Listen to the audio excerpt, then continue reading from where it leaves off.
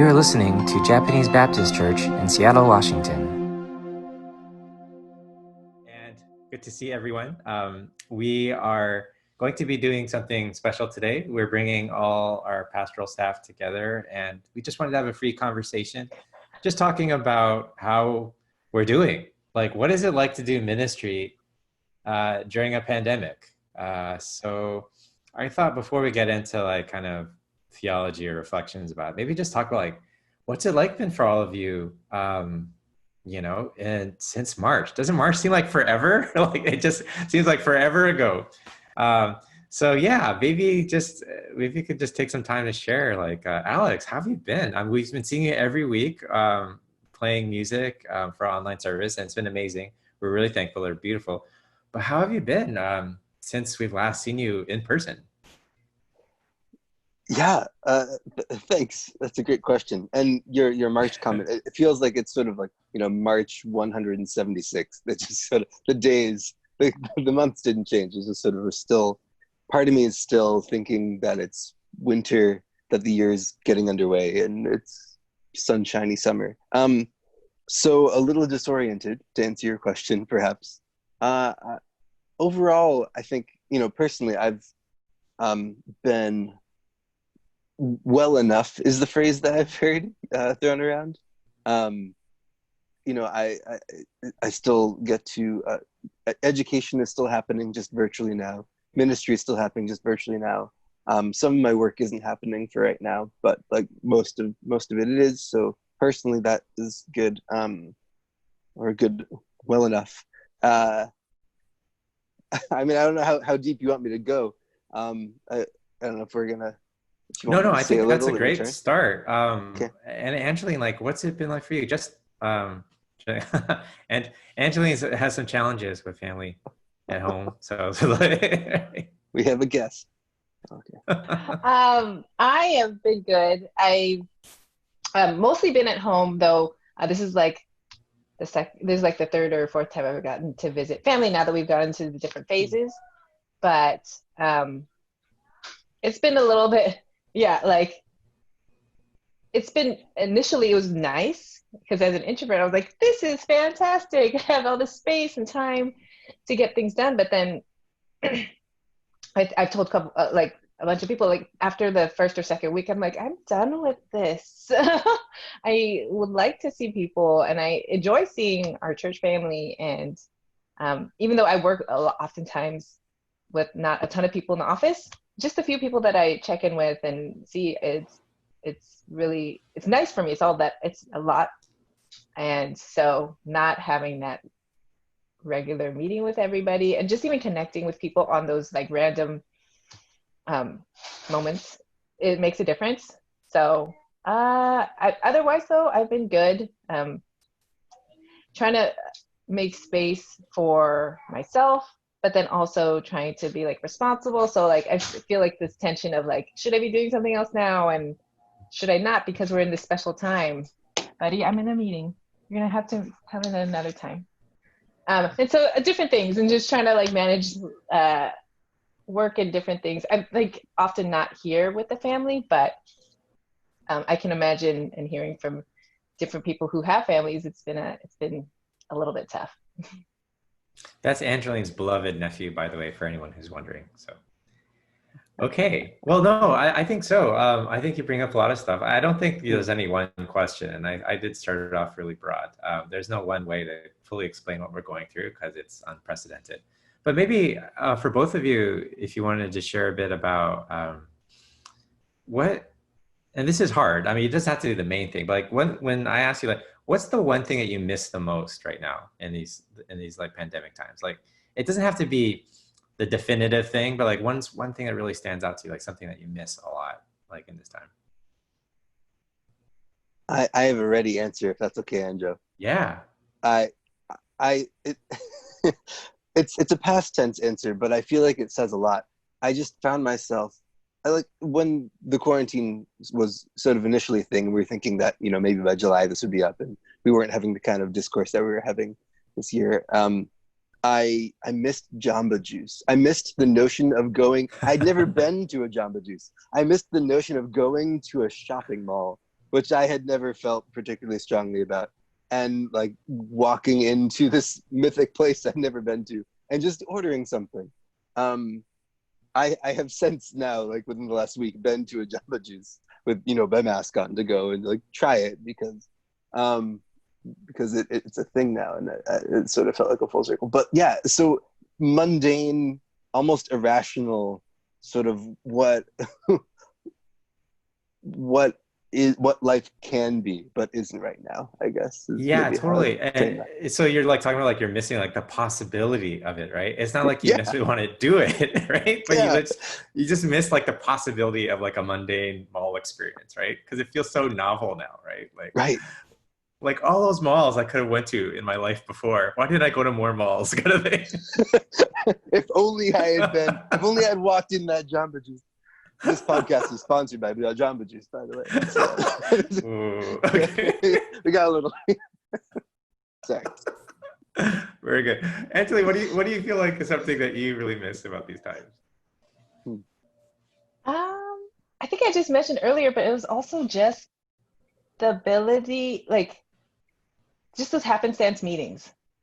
Just being able to pass somebody and say hi, or so for me, I think I really enjoy those. Like maybe because it's just the serendipity of this is you could just have these really great meetings that you never planned for, but now it's like you have to intentionally write letters or make a phone call or plan a Zoom or make it so.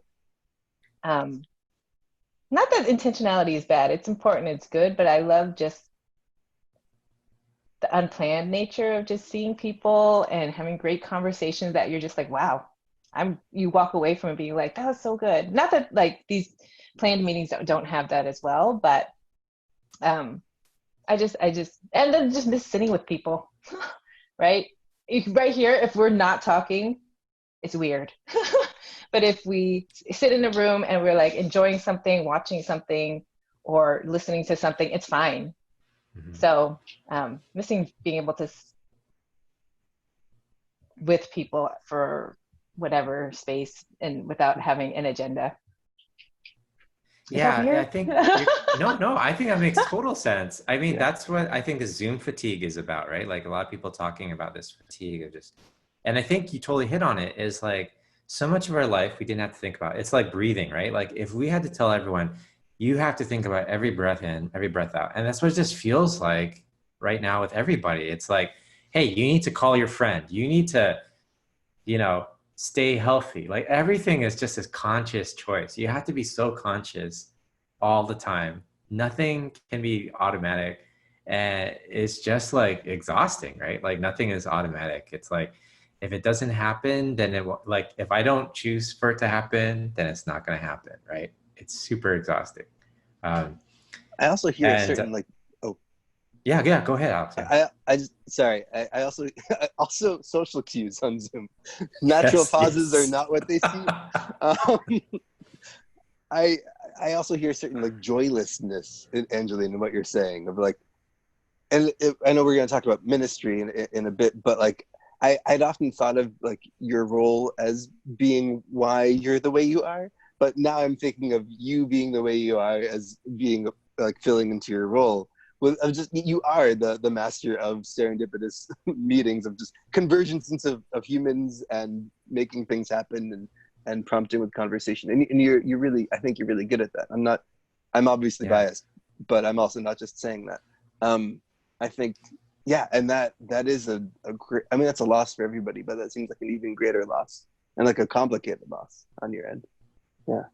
Yeah, and for those who don't, no, that's really great. I mean, for those who don't know, like Angeline has this great, she's the pastor of community, obviously, and communications. And I mean, those are the two big things that are probably the most impacted in this time, right? Like the very creation of your role is probably the most affected out of all of us. And also, if you know JBC and you come into JBC, often Angeline's door is always open. And people just come in, like she gets all kinds of traffic in her office. Sometimes I drop by and there's like a big party in there. There's like food, people are hanging out. And like, how long have you been in here? It's like, a couple of hours. I'm like, what? And they're always like laughing, and it's great. Just all these chance encounters, chance conversations, and a lot of great stuff that God does through that. And it's definitely something to miss. I mean, it's a big part of our ministry here is that people are interacting and being blessed by that for sure. I think for me to add to all of this is probably I miss like structure, like definitions of like time. I feel like time is so weird right now, you know, like, so like when I'm planning stuff, like my email inbox is just flooded with all this, like trying to get appointments with this and that. And then like, I don't really feel like, did I just start working or did I stop working? And as a result, like I get home and I'm still thinking about work and then I'm like working at home, but I'm not supposed to be working at home. I need to be with my daughter. So like everything's kind of all happening at the same time. So everything's super blurry. So I don't know when to pause. I don't know when to get up and work, you know? So I think that's really thrown me off a lot. I mean, that's why I preached about it on Sunday, about just needing the Sabbath of some kind. But that's probably what I miss the most. These are all really good. I wonder if you could maybe just talk about like, what do you feel like has been a surprise for you though, in this time? Like something like you discovered like, oh, this is actually kind of cool, or something that's been like this kind of surprise blessing to you in this pandemic time.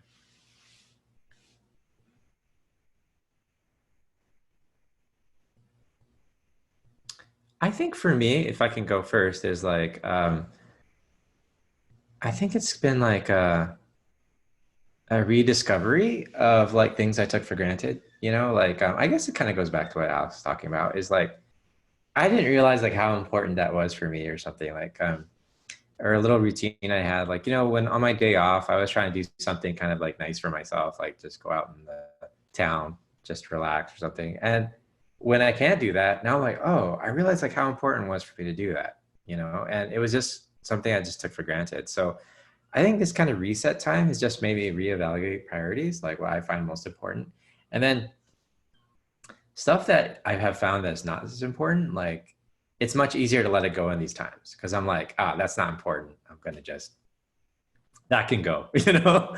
So It gets filtered. Exactly. So I feel like some clarity in some weird way has happened because of this. Yeah. How about you folks? What do you feel like has been a nice surprise for you in the pandemic times?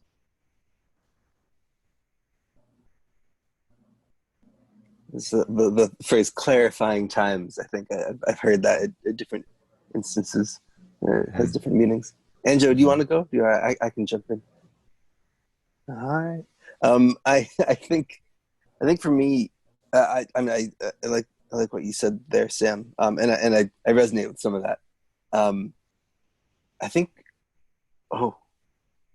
my mind just lost it. Sorry. I don't remember what I was going to say. And that's okay. This is a surprise. This is a part of pandemic times. Disorientation lives on.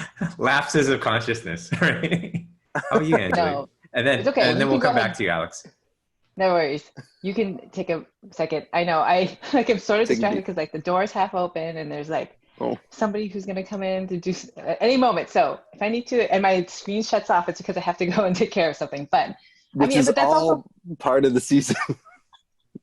Yeah. It's like at any moment.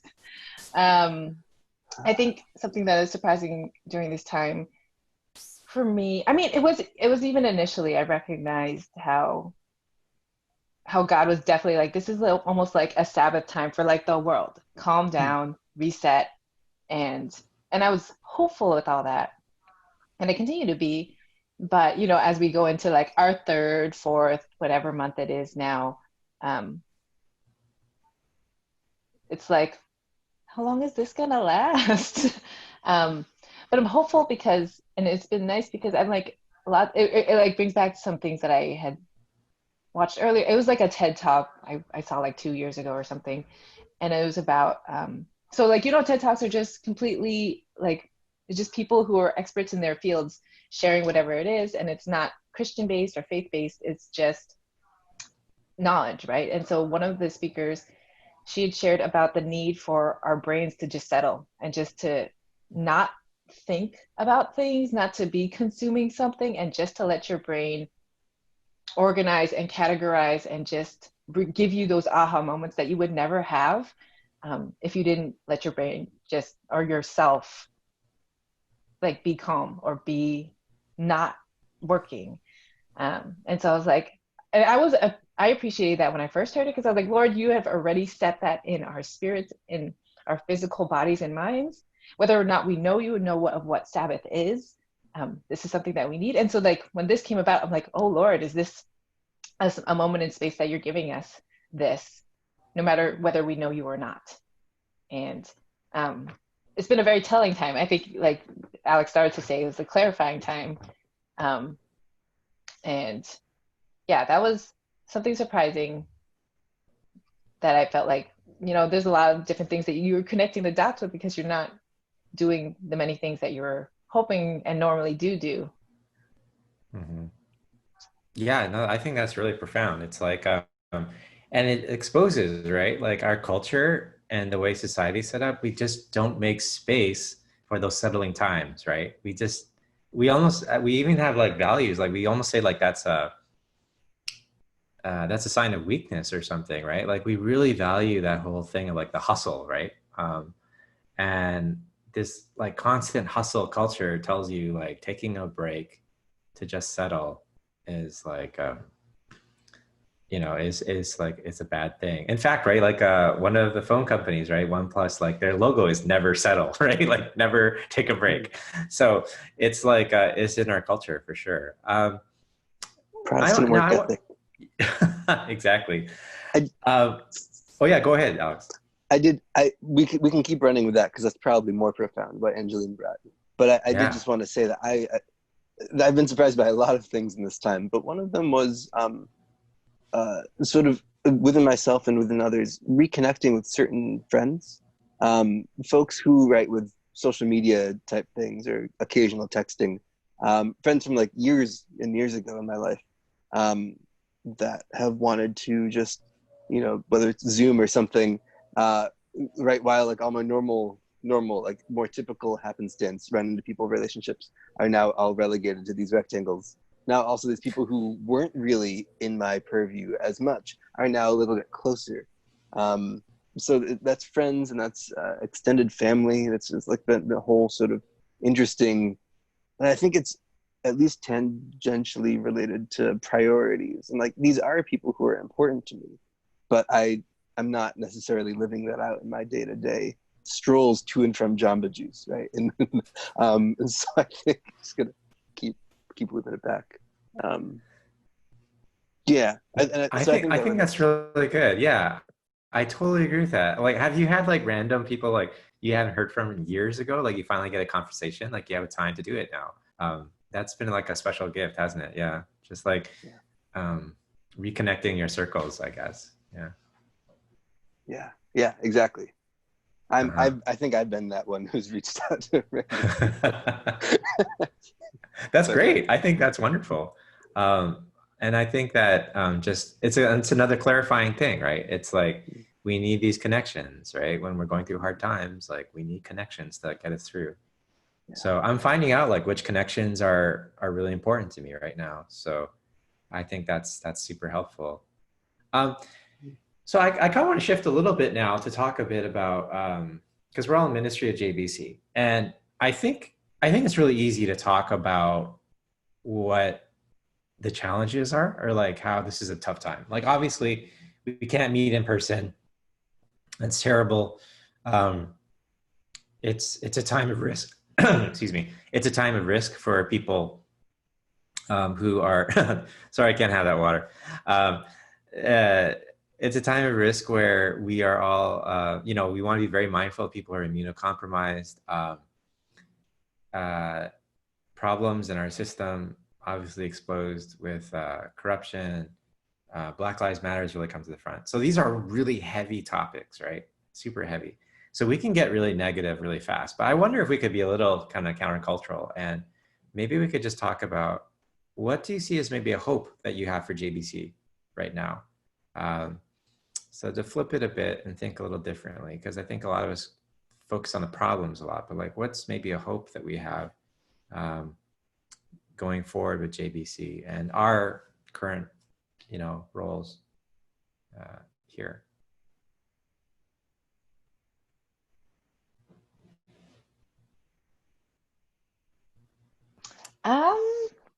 Hopes for JBC because of this time, right?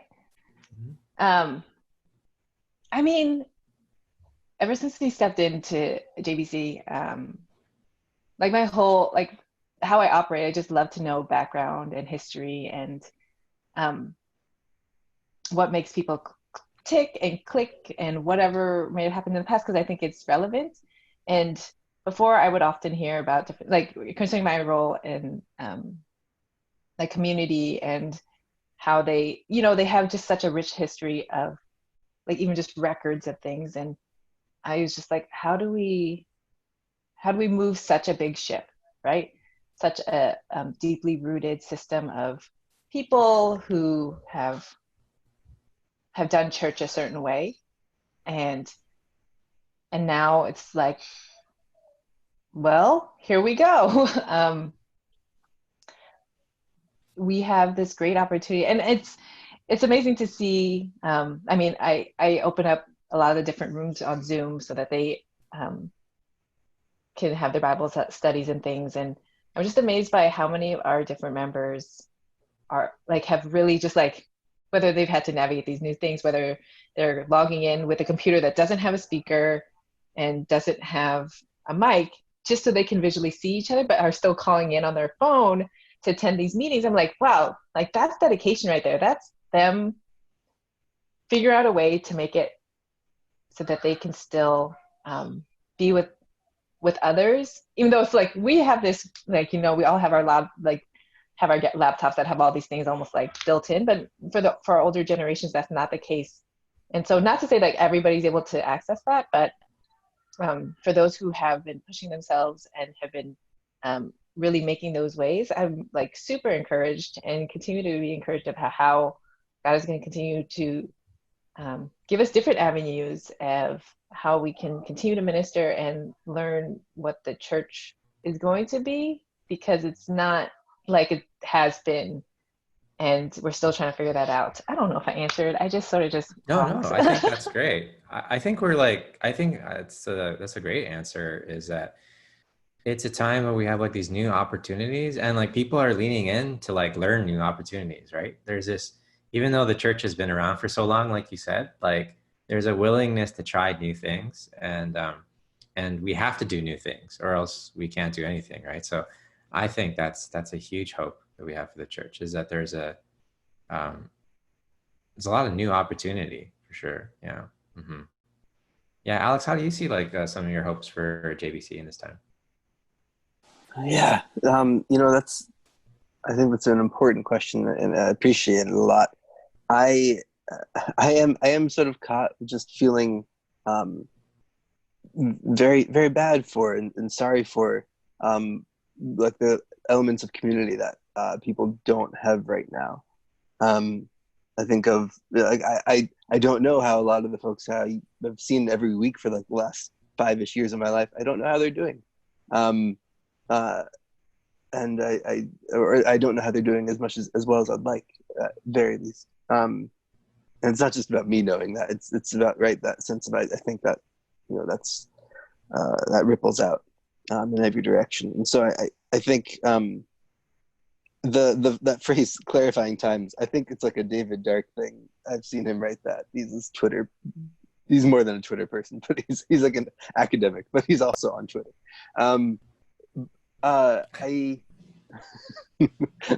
Epitaph was on Twitter. No, I think I've been okay. I'm going to try to tie a few thoughts here. I will try to not lean into lament too hard. I think I've been surprised by how impacted people have felt during this, what I've heard described as like a new or emerging social rights movement, civil rights movement, that I think I don't know. I've been surprised by how strong a reaction it's had for people, because I feel like where have people been? Like, where were people in 2014? Like, where are people in 2016? Like, from my perspective, it feels very much the same as those other years and seasons when Black Lives Matter emerged as a hashtag, sponsored by hashtags. And I think that, sorry, I think what we've been talking about with regard to Sabbath, with regard to wading through something, has led to a lot of people having to sort of sit with things more. And yeah, as challenging as it is, you know, and I'll be very clear about my own, I can be very clear about my own opinions about that Black Lives do matter. I think of the folks I've had conversation with, including extended family, who have not had the same, same teachers I've had, the same educational path, the same social circles I've had, same economic persuasions that I have, that all influence sort of how we navigate what should be a simpler conversation, not a heavy conversation, but because of the history that we're under, economic, social histories, religious histories, it becomes a lot. I think that we have to sit with it more. In some ways, it feels like, I don't know, and I want to say this with a lot of love, it feels like things are now on more of a JBC pace because I having been at the church for a while, I know I remember you know, one of our older members who'd been there for decades, feeling like he was still one of the younger people, sort of in terms of social clout in the church, because people had been there for their whole lives, like 80-ish years. And I think so, like, talking about like time disorientation, like JBC is a space that has held that, and I don't say that as a critique. I think there are aspects of that can be we can be critical about, but I think there's something in that, in sort of the DNA of our church, that is, and maybe it's a little bit in the DNA of church. I'm showing my own cards here, but when done well, exemplifies that there is patience that can span through awkwardness, across intergenerationality, across cultural difficulty. There's a sort of patience that comes with living in community. Like JBC pace, like, because JBC has a long history, and like right now people are reconnecting with their history. Is that what you're talking about? Or? That is part of it, sure. Uh-huh. Yeah, I think just and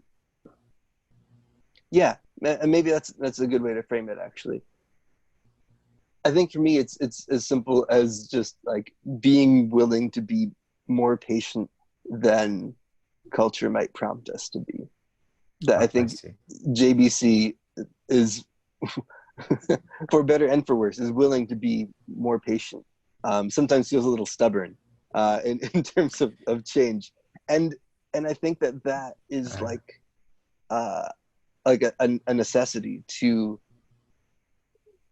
Stubborn is a poor choice of words. I apologize. Well, because I just want to be careful and just make sure like I'm understanding what you're saying. Because I mean, you're putting a lot of things together, which are very interesting. Like, sorry. So it's about like how, like right now in the world, we have a lot of like trends, right? Like something happens, right? Like there's a social movement and it's very reactionary. People jump on this bandwagon and this bandwagon, but it's not like, JBC's just woke up like, hey, you know, racial equity is really important. It's like, I mean, this has been so sewn into the fabric of our story because, you know, people went through the incarceration. We are part of Evergreen, which is, you know, deeply connected to racial equity. Like it was founded on that. We've always been like a part of the pioneer of like having representation for races in the National Baptist, like American Baptist. So it's not like these are, we're not jumping on something. It's like, oh, you know, Asian American rights or something like that, or racial equity. Like it's always been very important to us. And like, it's just been long, slow, steady. And that's kind of JBC time, I guess you could say. And that we haven't been like just chasing trends or trying to chase a cause, I guess. So is that kind of what you're... That is a much more eloquent way of reaching. I hope I didn't make people feel bad in my trying to get there. I think I'm reminded of, I think it was from Barack Obama's inaugural one, his first one maybe. These things are old was one of these Yeah. sort of phrases that people sort of latched onto when talking Yeah. about like what, and that was a nationalistic sort of language. But I think when speaking of virtue, when speaking of Christ-likeness in the face of things that seem superficial, trendy, Yeah. not lasting. That very much so. Like that's the stuff. Like that's community building sort of stuff that and that's why I'm a part of JBC. It's to help me keep grounded in a lot of ways. So yeah. I think that's a really great point. Like right now, where there's just everyone scrambling for like some kind of cause to jump onto, it's really good to think about like what are the things that are defining for the rest of our lives, like for our whole generation. Like I just had that interview with Reverend Hunter from Mount Zion, and like you don't need to tell like Mount Zion Baptist like Black Lives Matter. I mean, like they've been doing it, like it's just in their DNA. They've been doing it, for like generations, right? But I think that's a tension of JBC is like there's an excitement of like there is new energy right now, and that's the hope. But the other hope is like we don't just rely on new energy, but we also plug into like old movements that have been there for way beyond our time. And I would argue like this is just like movements of God, right? I mean, that are given in the Bible, right? Just pursuing, walking humbly with God, pursuing justice, seeking love for God, love our neighbor. These are not new things, but right now there's a real new energy, right? And it's like, how do you combine those two things together? And I think it's really, I appreciate what you're saying. It's like, it's not a critique of either. It's like, you actually need both, right? Sure. Because if you have too much of one or the other, they're both dangerous, right? Too much new energy, it's very superficial, and too much grounded in just old movements, then you just aren't open to innovation and you're irrelevant to the times. Which is, I think, really great that you said that, because I think one thing that's been exciting for me in this time is that I think the whole ministry field is totally leveled, right? There's no like like how many people come to your church? Like no one cares, right? Like how big is your building? Like no one cares right now, right? It's now golf rules. Less is better. Like you don't want people exactly. So I feel like in a weird way as a pastor, for me, it's been like this kind of like gift from God. It's like just this is a time for you to just pause and just do the stuff, just be the people of God. And however you get there, it doesn't really matter now. And I feel like that's really freeing for me as a pastor, because like I'm starting to just ask those big questions again. Angeline and I had just like what was it, like an hour and a half sit down of just like, who are we as a church? Like, who are we really? Like, we just started asking these really big questions. And I feel like this time is allowing us to do that because we're not so caught up in the small stuff, like in the fine details. And so that's been super exciting for me. And I think just kind of dovetailing a bit more off of what you said, Alex, is like, I think why there has been a lot of awakenings, quote unquote, is because just all our systems are being exposed, right? The pandemic has just been like, hey, your healthcare system, what does it look like, right? Your politics, what does it look like, when a pandemic, like what's your economy, right? The way you do consumerism, the way you do shopping, the way you do internet, all of it has been just like slammed just slammed because the coronavirus has just exposed everything and all the problems in it. And now people are like, and we can't go anywhere. So we're just like forced to look at it. And we're like, oh, this is really messed up. We need to change. So I say that more like a gift. Maybe we needed just something really radical like that to just like, hey, all the stuff that you thought like, oh, it's good enough or it's okay, just sit with it, like it's like this coronavirus is like, no, you can't just sit with it. So I'm hopeful and I'm prayerful that we can be wise going forward. we've been talking about so much, and I feel like we could talk forever, but I want to wrap it up for the sake of our listeners. And I know we talked about it earlier. I think it'd be great if we could do this more regularly, you know, like just once in a while, just like have these discussions. I feel like there's so much to say. But I did want to say to like all our listeners, I'm so thankful for Angeline and Alex, just all the gifts that they bring, just bringing our community together. And even now, even though we're distant, they're doing so much to hold us together. Yeah, so thank you for the hearts, these little hearts that Angeline is doing. Yeah, and we definitely feel those hearts from everyone. If you can't see this, if you're just listening on audio, Angeline is doing a classic Asian move of sign of affection, like little cute little hearts with her fingertips. So anyways, thank you so much for joining us for JBC Connect, and we are looking forward to connecting again very soon. All right, take care. Thank you, Sin. Thank you. Yeah, it's good seeing you.